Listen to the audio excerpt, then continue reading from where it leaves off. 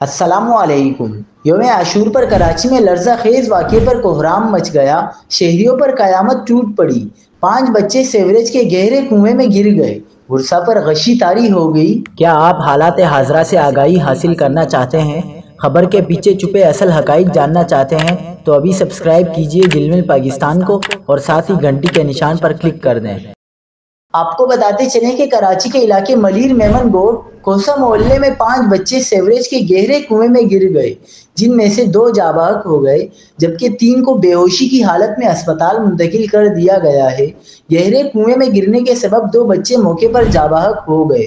واقعے کی اطلاع ملنے پر علاقہ پولیس جائے وقوع پر پہنچی، جہاں ایس ایچ او میمن گوٹ سرفراز جتوئی نے بتایا کہ بچے پانی کی سبیل کے لیے گلی میں جمع تھے۔ اس دوران کئی بچے سیوریج کے کنویں کے ڈھکن پر کھڑے تھے کہ اچانک وزن بڑھنے سے کنویں کا ڈھکن ٹوٹ گیا اور 5 بچے گہرے کنویں میں جا گرے۔ جاں بحق ہونے والے بچے حسنین کی دادی اطلاع ملنے پر غم سے نڈھال ہو کر بے ہوش ہو گئیں، جنہیں اسپتال منتقل کر دیا گیا ہے۔